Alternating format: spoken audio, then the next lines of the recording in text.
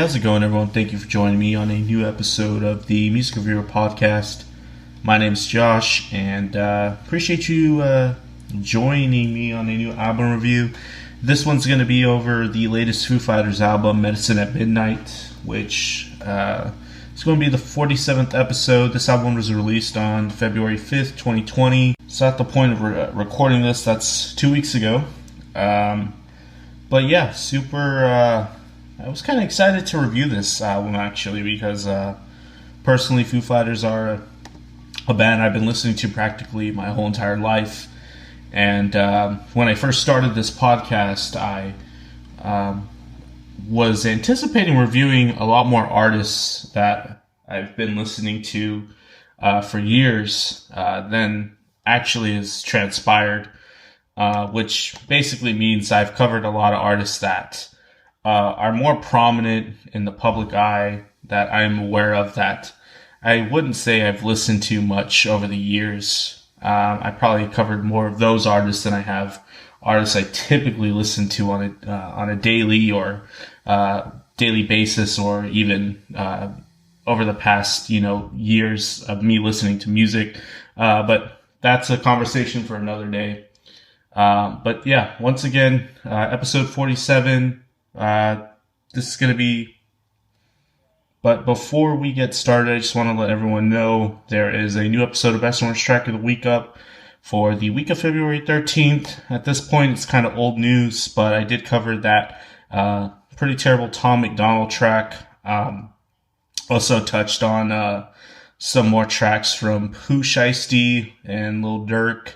Also some tracks from Brett Faiyaz, Tyler the Creator, and then one of those new Selena Gomez Spanish track. If you're interested, check that episode out. Thought it was a pretty cool episode in terms of like material covered.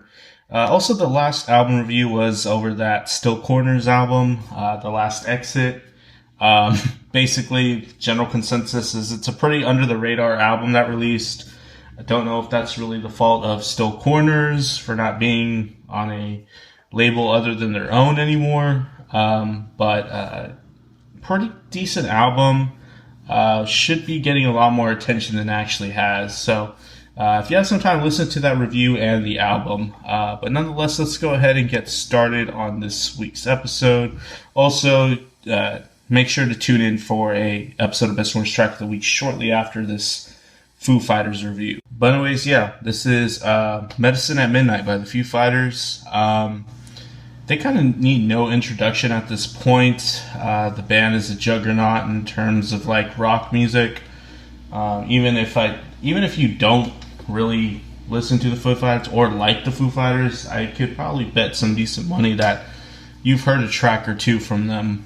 If you haven't, well, congratulations. You're probably in a very, very small minority. And actually, I had to check really quick just now that this is actually the 10th album by the band. I kind of just glossed over that as I was reviewing this, and that can kind of give you a general consensus of like where this band is at. They're at their 10th album. Not many bands get to that point, and not many bands get to that point with the same level of prominence and popularity, and I'd say sort of level of consistent quality that the Foo Fighters have put out for most of their career. And just so if anyone by chance needs an explanation, they're an American rock band formed in Seattle, Washington in 1994. And the reason why Foo Fighters formation is so unique is because Foo Fighters followed the untimely breakup of Nirvana after the untimely death of Kurt Cobain, which Dave Grohl, the frontman, was the drummer of Nirvana. Most people should know that. If you didn't, there you go.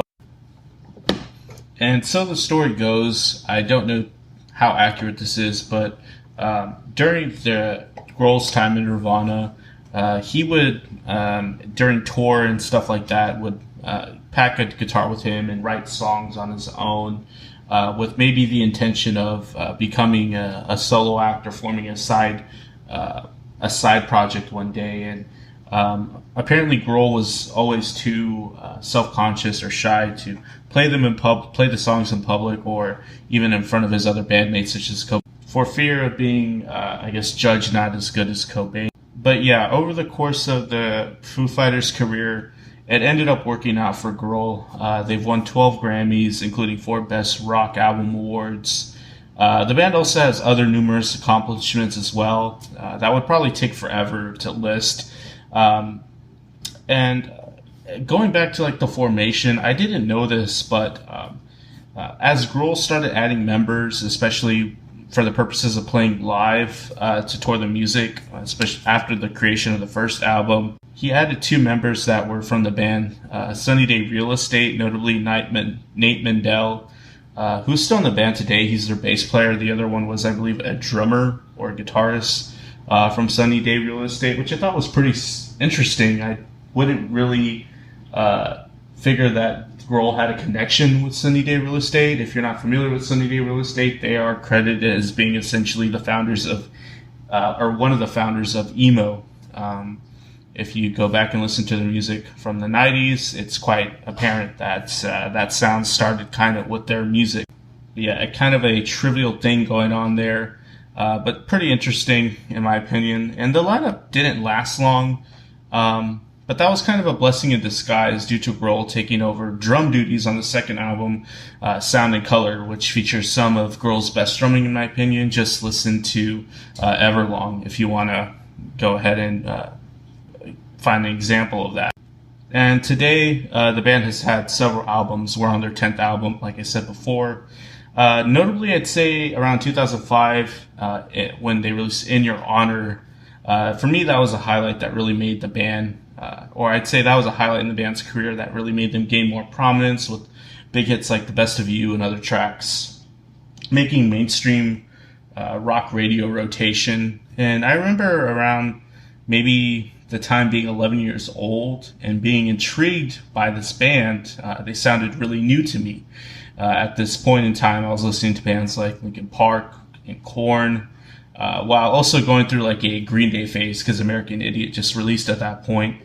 Those stations were definitely playing some earlier tracks that probably exposed me to Foo Fighters since I was the age of 4.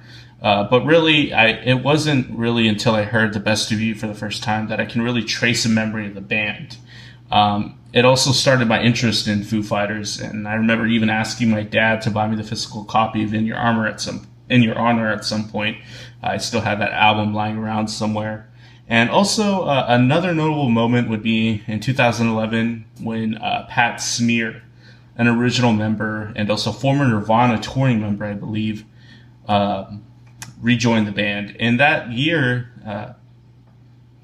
specifically, the band also released Wasting Light, which I guess some would say was a highlight in the band's discography as well, with some of their best material, tracks like Rope.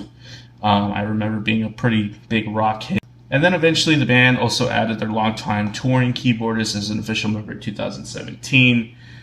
Foo Fighters has since then sold 12 million albums in the US, and the band has also been nominated this year for induction into the Rock and Roll Hall of Fame, which I'm pretty sure they'll get at some point. But yeah, that's kind of their Foo Fighters in a nutshell.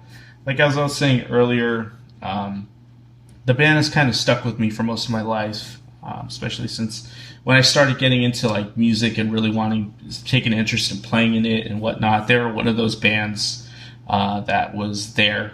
But enough about me. So Foo Fighters at this point, prior to this album, they released Concrete and Gold, their previous album in 2017. The album featured some nice streaming moments, especially in tracks like Run, with ambient guitar textures that open up the track, and also some contrasting powerful and heavy guitar moments on the same track as well. Also, tracks like Dirty Water feature a sort of classic Foo Fighters sound, but with a twist, sort of a sound that you can say sounded a bit softer at points, for lack of a better term. Track Happy Ever After, (0) is a track that strangely has the same charm and similarities compositionally to like White Stripes' I Can Tell We're Gonna Be Friends. That was an interesting moment in that album. Sunday Rain had an interesting approach by the band to feature a track with like a sultry nature to it. That kind of shows up again at some points on this new album here. And the second to last track, actually The Line, I think was my favorite. It featured some of their classic, colorful, and vibrant guitar work that I really haven't heard since probably around Wasting Light. It was nice to hear that again. Also, the closing track felt like a Pink Floyd interpretation, which was interesting to hear. I think overall the album was just a Foo Fighters album. They kind of ventured out in some different directions, but ultimately it sounded like them. Not their best material for sure, but it was still enjoyable to an extent. Now, here in 2021, we have Medicine at Midnight. Overall, this album, I've heard it described as inconsequential. I'd say that might be slightly accurate. It's not a bad album at all, I'd say. The album, I'd say, is probably fares decently for a typical Foo Fighters listener. But there's really not too many surprises, and if there are surprises on this album, you kind of get over that fast because it's not really like the reinventing the wheel here. But starting with the opening track, Medicine at Midnight, there's a big opening guitar riff that opens up this album, Lenny Kravitz-like, if you will. I do dig the fat and melodic bass groove that supports the lead guitar riff going on throughout this track. It kind of just cuts through everything. It's really powerful. But I could do without the auxiliary gospel choir vocal bits. In my opinion, they're a bit of a gimmick. Overall, the track has some fun guitar work, especially as the track progresses. There's a cool pre-chorus that goes on. But once we get to that chorus, the payoff really isn't there. And I'd say that's kind of a overarching theme of this album. The build up to a lot of these choruses just really doesn't hit. It doesn't really feel like they were building up to anything substantial at some points. It just felt very commercial radio rock appropriate, if you will. But yeah, there's also an exposed bridge section with the gospel choir.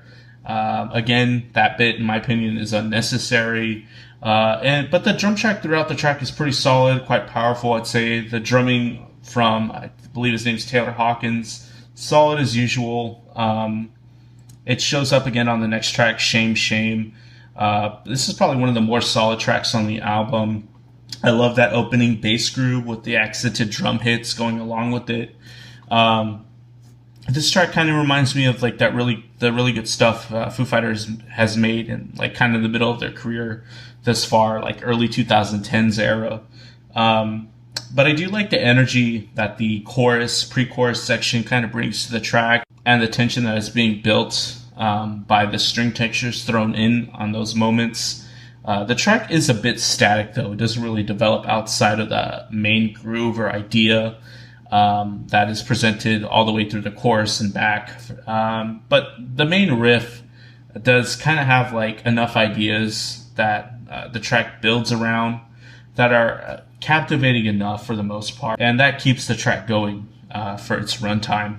The next track, Cloud Spotter, opens up with like a really gritty and dirty bass line on here that has a nice effect on the track. It was nice to hear that. But the guitars overload the mix, especially on the louder parts, the louder parts of the track. And you get this really distracting feedback. I don't know if it's clipping or if they just mixed it weird. But there's like a scratchiness that comes from it, unfortunately. That's very distracting. And overall, the composition just sounds a bit dated. I kind of feel like the band here is stuck in the 2000s, like butt rock era. Butt rock is a generic term of just radio rock that is kind of used here and there. But yeah, very radio rock appropriate. Didn't really think that was a highlight. Neither did I think Waiting on a War was. The next track, kind of just music that you'd expect Dave Grohl to write and release if he was having a solo stint. I'd say that. Not bad, but just not very Foo Fighters-like, in my opinion. Medicine at Midnight, pretty decent track. Oddly, it reminded me of like some of the more groovy songs that were on Paramore's After Laughter for some reason, especially with like the main riff the song is structured around. And also this track provides a bit of a cooler direction and context of the album, and maybe even Foo Fighters' entire discography. The track just has a hint of poppiness to it that I think is radio friendly, but in a good way for Foo Fighters at this point in their career. But the track also features some traditional blues style guitar playing, like in the bridge, which I don't really find to be typical of Foo Fighters' playing style. They're usually very power chord driven and I guess punky, for lack of a better term. So I guess we get some different stylistic elements thrown in on this track that are cool to see. The next track, Son of Mine, or No Son of Mine, I'm sorry, I feel like this track could have been a lot better. For some reason, the opening guitar riff really reminds me of the main guitar riff off Rammstein's Du Hast. There's a lovely panning guitar effect in the intro also. It's nice to hear that there. Very arena rock and cock rock like to it as well. There's a sinister nature in Grohl's vocal. And the main chorus kind of has like an Ace of Spades like guitar groove that kind of flows through it. A bit, I guess, derivative, but interesting to hear there. It's a straightforward rock track, though. In the context of the album, it's okay. The next track, Holding Poison, I found to be a highlight. I really dig the crunchy guitar riffs throughout this track. Really reminds me of the guitar work I really enjoyed on Wasting Light, and some similarity to Queens of the Stone Age, I'd say here, especially with the guitar lines thrown in the second verse, very Josh Homme-like. Really cool syncopated drum groove on that pre-chorus, creating a lot of anticipation throughout the track. It's a fun rock track overall, and it really sounds like Foo Fighters had fun making this track. I'd say that's something you can't really say about a lot of their tracks nowadays. You can't really hear like the sometimes chemistry in the band anymore, but this track really exemplifies that. We get a return of like the auxiliary gospel choir vocal thing going on. In the context of this track, it works. There's some nice dichotomy with like the quirky guitar solo working next to those gospel vocals, which I thought was pretty cool and made the track more interesting. Chasing Birds, I feel, was a track that maybe grew on me. It's a really weird track for Foo Fighters in general. It's definitely a curveball moment in the context of this album. There's a bit of a lighter nature to this with some soft guitars and very airy sounding vocals by Grohl throughout this track. But the track does feature some ethereal moments, especially like on that second verse when we get some synth elements thrown in, and there's some light angelic vocal lines as well built into the track. I didn't really dig this at first, but like listening to it more and more, there was a sort of interesting vibe going on this track that does flow decently. Interesting track overall. And then we're at the last track here, Love Dies Young. There is a sort of upbeat indie rock nature to it, almost like mid-2010s Walk the Moon or something like that. Really, fun upbeat nature, especially in those verses with a colorful chorus effect on the guitar and a galloping groove. And the payoff on that chorus just doesn't hit as much as I was wanting. This track really had some potential going for it, but I guess it just wasn't developed or thought out as I was hoping it would. It really started off well, but once we get to the chorus, like I said, it doesn't really pay off. But the track does feature a nice and bright color to it on many points. Especially when we get to the end of the track, there's a nice breakdown and a melodic Peter Hook like bass line at the end that pops through. Not a bad track. I like some of the elements, but it could have been worse, but also not great. But yeah, that's kind of the end of the album. I think I'd say I'd like this album more when I was like listening to it towards the beginning. I'd say like the first time I listened to it, I was very meh, but that was just in a passive setting at the gym specifically. But when I actually sat down and wrote some notes, I dug the album a bit more. But going into this album again, after it's marinated after some time, I'd say I was very, I guess, less enthusiastic about the album. At the end of the day, it is a Foo Fighters album. Also, not a bad Foo Fighters album. This album is good. It's just not really going anywhere else other than that. And like I said earlier, I heard this album described as inconsequential. That's not a terrible way to describe it. Now, I think only really time will tell with this album.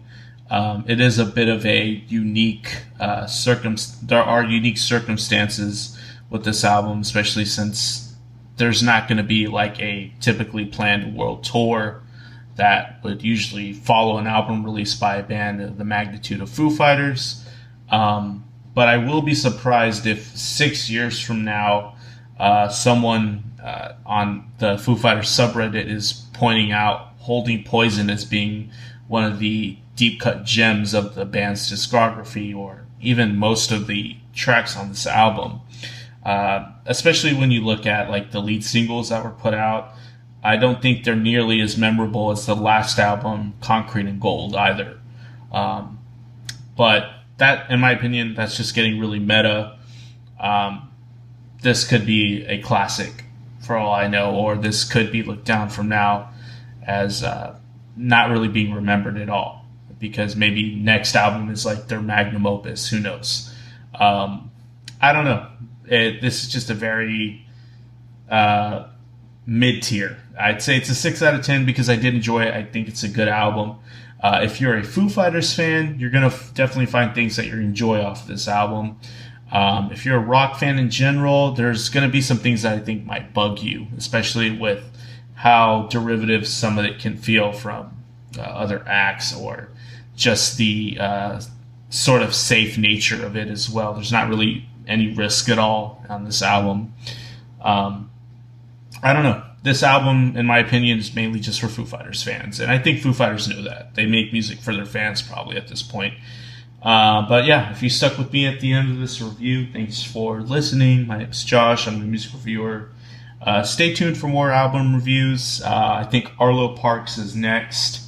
Tune into Best and Worst Track of the Week every week. That'll be dropping quite shortly. And yeah, leave some feedback, good or bad, in the comments on YouTube. Like and subscribe if you're digging the podcast as well, please. And subscribe on your streaming platform, your default streaming platform, if you're listening on a streaming service. But anyways, take care of yourselves. I'll see y'all later.